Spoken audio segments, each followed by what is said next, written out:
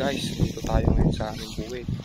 Pasyalan naman natin itong tanim natin na munggo. Mga nasa 20 days old na itong munggo natin. Yan. Bakit nga namin tinatanim itong munggo dito sa aming palayan pagkatapos ng anihan ng summer, tag-araw? Kasi itong crop po na ito ay isang matibay sa sikat ng araw. Hindi nangangailangan ng maraming tubig, kahit konti lang. Dahil pag nasobrahan naman to sa tubig, nabababaran ng tubig, namamatay. Isa po itong drought tolerant crop.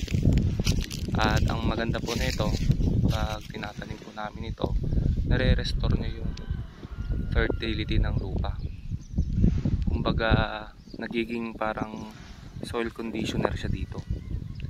Kaya maganda ito kasi may parang meron siyang nitrogen fixing bacteria at mataas po itong magbigay ng nitrogen pag susunod na pagbubukid.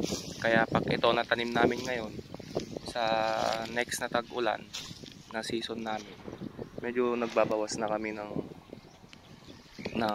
nitrogen na abono. Kasi mataas po ang nito, ang nitrogen content niya. Lalong-lalo na po pag pag yung nasa flowering stage siya. Base sa experience namin. Tapos na-rotobate siya. Napakaganda po nun, napakataas po ng nitrogen niya pagdating sa lupa. Yan. At ito naman po talagang subok na namin. Kaya minsan ang ginagawa po namin, kahit hindi tag-araw, pagkatapos po ng tag-ulan na anihan, nagpapasabog po kami nitong munggo para ready na naman siya. Meron na naman siyang nitrogen sa lupa para sa susunod na pagbubukid ng tag-araw. Sa amin lang po kami lang po gumagawa nun. Yung iba hindi, tuwing pagkatapos lang ng tag-araw sila nagmumunggo. Ayan po, kaya maganda po ang munggo kasi hindi po pwedeng may mga part po ng lupa na hindi pwedeng taniman ito itanim ito, lalo na yung mga natutubig, yung tubig yung hindi po bumababa yung tubig niya.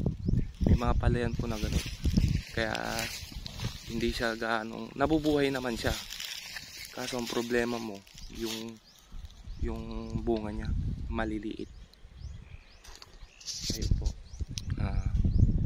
Saka ito po, isa pa po ang pinaganda nito. Mahal po ang munggo dito sa amin. Ang isang hektarya po ng munggo, sabihin na lang natin, makakakuha ka ng nasa 15 bags. Baka kaya pa ng 20 bags sa pag maganda talaga at medyo makapal.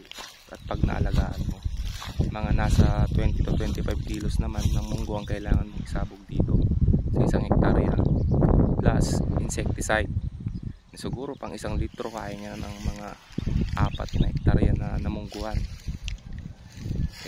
Parang nung nakaraan po, magkano po ang presyo ng munggo dito? Naglalaro sa 60 to 65 ang per kilo.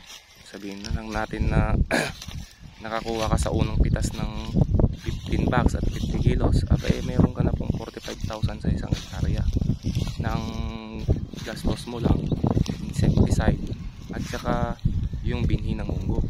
Pero kung meron ka naman sinet aside na para isabog, napakaganda po. Kaya nung nakaraan po hindi naman po sa meron po kami napagbentahan ng pang 500,000 sa 10 hektarya ng munggo. Sa unang pitas pa lang po yun kasi meron pa po yan second, third, fourth, hanggang maganda pa po yung bunga, napipitasan. At hanggang wala pa po pag wala pa po ang tubig na kaya yun po, maganda po talaga magmunggo. Yan. Kaya yun po yung advantage niya. Ayan lang po at maraming salamat po ulit. Abangan nyo po yung mga susunod kong video kasi papakita ko po dun yung na namumulaklak na siya, nabubuo na, pipitas na at natitrash na. Papakita po natin kung paano gamitan ng thresher ang napitas na munggo. Yun lang po, maraming salamat. Mag-subscribe naman po yung mga iba dyan na hindi pa po subscriber ko. Salamat!